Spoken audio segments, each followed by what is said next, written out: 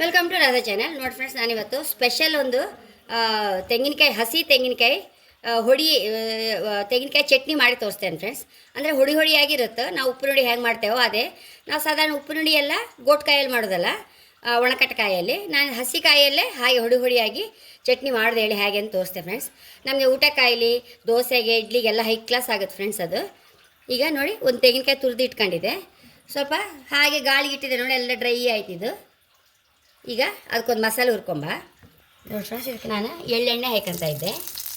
ಎಳ್ಳೆಣ್ಣೆಲ್ಲ ಪರಿಮಳ ಆಗುತ್ತಲ್ಲ, ನಾನೇ ಮಾಡಿದ್ದೆ ಎಣ್ಣೆ ಹಾಕ್ಕೊಳ್ಳಿ. ನೋಡಿ, ಮೆಣಸು ಹಾಕಂತ ಇದ್ದೆ. ನೋಡಿ, 2 ಟೇಬಲ್ ಸ್ಪೂನು ತೊಗರಿಬೇಳೆ ಹಾಕಂತ ಇದ್ದೆ ಫ್ರೆಂಡ್ಸ್. 1 ಟೇಬಲ್ ಸ್ಪೂನ್ ಉದ್ದಿನಬೇಳೆ. ನೋಡಿ, ಒಂದು 7-8 ಬೆಳ್ಳುಳ್ಳಿ, ಸಾಸಿವೆ, 1 ಟೀ ಸ್ಪೂನ್ ಹಾಕಷ್ಟು ಸಾಸಿವೆ. ಇದಿಷ್ಟು ಫಸ್ಟ್ ಹುರ್ಕೊಂಬ ಫ್ರೆಂಡ್ಸ್.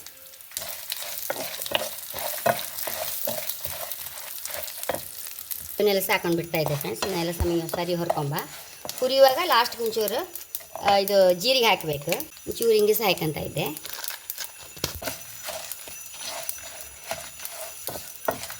ಒಂದು ಟೇಬಲ್ ಸ್ಪೂನ್ ಹಾಕಷ್ಟು ಕೊತ್ತಂಬರಿ, ಒಂದು ಅರ್ಧ ಟೀ ಸ್ಪೂನ್ ಜೀರಿಗೆ.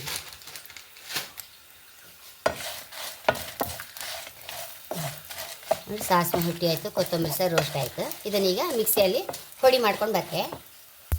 ರುಚಿ ತಕ್ಕಷ್ಟು ಉಪ್ಪು. ನೋಡಿ, ಚೂರು ಹುಣಸೆ ಹುಳಿ ಸಾಕಂತ ಇದ್ದೆ. ಇದನ್ನು ಹೊಡಿ ಮಾಡ್ಕೊಂಡು ಬತ್ತೆ ಫ್ರೆಂಡ್ಸ್. ಅದೇ ಬಿಸಿ ಬಾಣಲೆಗೆ ಒಂಚೂರು ಬಿಸಿ ಮಾಡ್ಕೊಂಬ. ನಾವು ಸ್ವಲ್ಪ ಬೇಗ ತುರಿದಿಟ್ರೆ ಆದಷ್ಟು ಡ್ರೈ ಆಯ್ತು ಫ್ರೆಂಡ್ಸ್. ಬಿಡಿಸಿಟ್ರೆ ಇನ್ನೊಂಚೂರು ಹೀಗೆ ಬಿಸಿ ಮಾಡ್ಕೊಂಡ್ರೆ ಸರಿ. ನೀರು ಪಸೆ ಆರುವಷ್ಟು ಅಷ್ಟೇ, ಇನ್ನು ರೋಸ್ಟ್ ಹಾಪಷ್ಟಲ್ಲ, ಒಂಚೂರು ನೀರು ಪಸೆ ಆರುವಷ್ಟು. ನೋಡಿ ಫ್ರೆಂಡ್ಸ್, ಇದನ್ನು ಇದಕ್ಕೆ ಹಾಕೊಂಬ.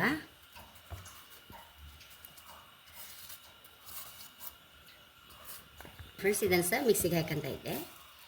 ಇದನ್ನು ಹೊಡಿ ಮಾಡ್ಕೊಂಡು ಬರ್ತೆ ಫ್ರೆಂಡ್ಸ್. ನೋಡಿ, ಎಷ್ಟು ಲಾಯಕ್ ಹೊಡಿಯಾಗಿದೆ. ಇದನ್ನು ಇದಕ್ಕೆ ಮಿಕ್ಸ್ ಮಾಡ್ಕೊಂಬ. ಹುರಿಲೇಬಾರ್ದು ಫ್ರೆಂಡ್ಸ್, ಅಷ್ಟು ಸುಮ್ಮನೆ ನೀರು ಪಸ ಆರುವಷ್ಟು ಡ್ರೈ ಮಾಡಿದ್ರೆ ಸಾಕು. ಹುರಿದ್ರೆ ಮತ್ತು ಪರಿಮಳ ಬಂದುಬಿಟ್ರೆ ಲಾಯಕ್ ಆಗೋದಿಲ್ಲ ಅದು. ಮಿಕ್ಸ್ ಮಾಡ್ಕೊಂಬ.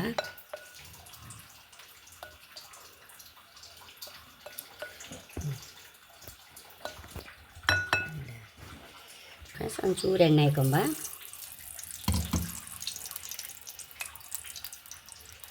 ನೋಡಿ, ಬೆಳ್ಳುಳ್ಳಿ ಹಾಕಂತ ಇದ್ದೆ. ಬೆಳ್ಳುಳ್ಳಿ ಇಷ್ಟ ಆದವ್ರು ಒಂಚೂರು ರೋಸ್ಟ್ ಮಾಡಿ ಬೆಳ್ಳುಳ್ಳಿ ಹಾಕೊಂಡ್ರೆ ಹೈ ಕ್ಲಾಸ್ ಆಯ್ತು ಫ್ರೆಂಡ್ಸ್. ಅದಕ್ಕೆ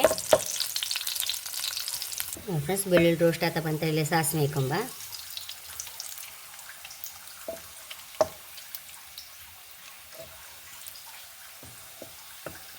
ನೋಡಿ, ಒಂಚೂರು ಬೇವನೆಲ್ಲ ಸಾಕೊಂಡಿರುವ.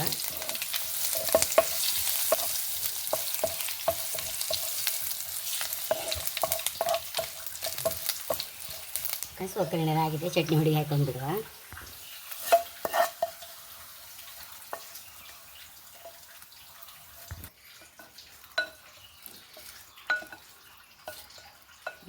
ಎಷ್ಟು ರುಚಿಯಾದ ಹಸಿ ತೆಂಗಿನಕಾಯಿ ಚಟ್ನಿ ಹುಡಿ ರೆಡಿಯಾಗಿದೆ. ಇದು ನಾವು ಕೆಲವು ಸಲ ಉಪ್ಪಿನ ಹುಡಿ ಮಾಡುವಾಗ ಗೋಟ್ಕಾಯಿ ಅಂದರೆ ಒಣಕಟ್ಕಾಯಿ ಇಲ್ದಿದ್ರೆ ಹಸಿ ಕಾಯಿಯಲ್ಲಿ ಮಾಡ್ಕೊಳ್ಳಕ್ಕೆ ಫ್ರೆಂಡ್ಸ್. ಆಗಕ್ಕಾಗೆ ತುಂಬ ರುಚಿ ಇರುತ್ತೆ. ಅದು ಸಹ ಮಾಡಿ ನೋಡಿ ಒಂದು ಸಲ ಹಸಿ ಕಾಯಲ್ಲೇ. ಹಾಗೆ ಎಣ್ಣೆಗೆ ಒಂಚೂರು ತುಪ್ಪ ಹಾಕೊಂಡೆ.